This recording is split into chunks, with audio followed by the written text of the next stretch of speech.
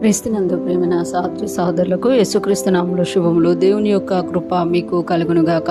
ఈరోజు దేవుడు మనకిచ్చిన మాట జెఫన్యా గ్రంథము 1వ అధ్యాయము 14వ వచనము. యెహోవా మహాదినము సమీపమైను, యెహోవా దినము సమీపమై అతి శీఘ్రముగా వచ్చుచున్నది. ఆలకించుడి, యెహోవా దినము వచ్చుచున్నది, పరాక్రమశాలులను మహారోదనము చేయుదురు. ఈ మాటలు మనము జెఫన్యా ప్రవక్త రాసిన జెఫన్యా గ్రంథంలో చూస్తున్నాం అనమాట. జెఫన్యా ఒక చిన్న ప్రవక్తలో ఒకరుగా ఎంచబడినట్టు మనకు అందరికీ తెలుసనమాట.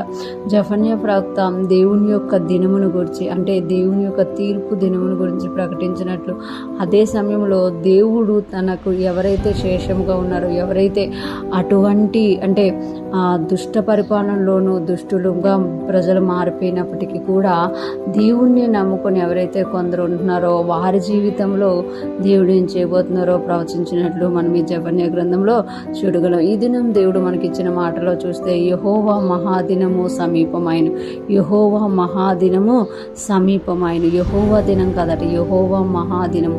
యెహోవా మహాదినము అంటే ఇక్కడ దేవుడు తన దినము, ఒక దినము నిర్ణయించి ఆ దినము సమీపమైంది. ఆ దినము అంటే రక్షణ దినముగా లేకపోతే ఆశీర్వాదకరమైన దినముగా కాక ఇక్కడున్న మహాదినము ఎట్లా చెప్పబడింది అని అంటే బాధకరమైన దినంగా చెప్పబడినట్లు మనము గమనించగలమనమాట.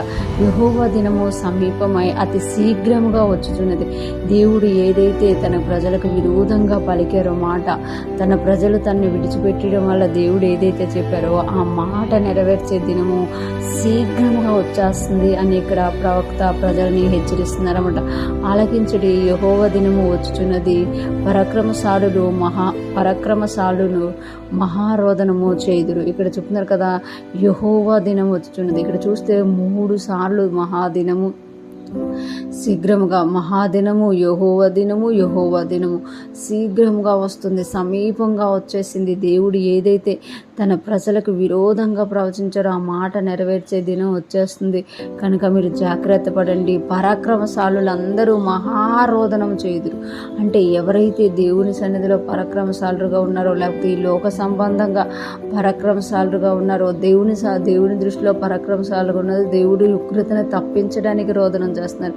ఈ లోక సంబంధంగా పరాక్రమశాలుగా ఉన్నవారు ఈ లోకంలో దేవుడు ఉగ్రతకి చోటు ఇచ్చేశాడు కాబట్టి దేవుని దినం సమీపమైపోయింది కాబట్టి దాని విషయంలో ఆ యుద్ధం విషయంలో వాళ్ళు ఆ యుద్ధాన్ని చూసి భయపడి రోదనం చేసేవారిగా ఉన్నారు అని ఇక్కడ ప్రవక్త తెలియజేస్తామట. ఈరోజు ఫ్రెష్ మనం వింటున్న ప్రతి ఒక్కరు జ్ఞాపకం చేసుకోవాలి. దేవుడు ప్రతిదీ చూస్తున్నామట. ప్రతి దానికి ఆయన బహుమానం ఇచ్చే దేవుడు. ఎవరైతే నీతిగా యథార్థతగా భక్తి చేస్తున్నారో వాళ్ళకి దేవుడు బహుమానం ఇచ్చే దేవుడు. వారి కొరకు రాబోతుండు.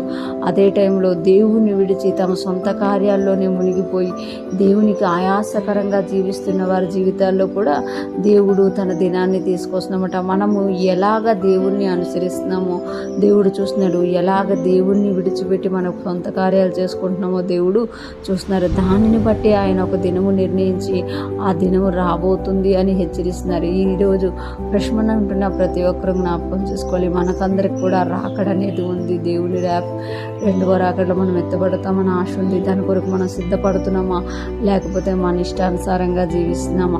మనము మన జీవన వ్యాపారాలు చేసుకుంటూనే దేవునికి ఇష్టకరంగా జీవించినప్పుడు దేవుడు మనల్ని జ్ఞాపకం చేసుకునే దేవుడుగా, కృప చూపే దేవుడుగా ఉన్నారు అని ఈరోజు దేవుడు మనకి తెలియజేస్తున్నారు. ఈరోజు ప్రశ్న అంటున్న ప్రతి ఒక్కరూ కూడా ఉగ్రత దినంలోకి కాక దేవుడు మనల్ని రక్షించి ప్రేమించి కాపాడారు కనుక ఆయన రాకడలో ఎత్తబడే దినం కొరకు ఎదురు చూసేవారంగా ఆ దినం కొరకు మనం కనిపెట్టుకొని ఆయనలో వర్ధిల్లుతూ ముందుకు సాగిపోదుము గాక. దేవుని కృప మనందరికీ తోడయుండి నడిపించును గాక.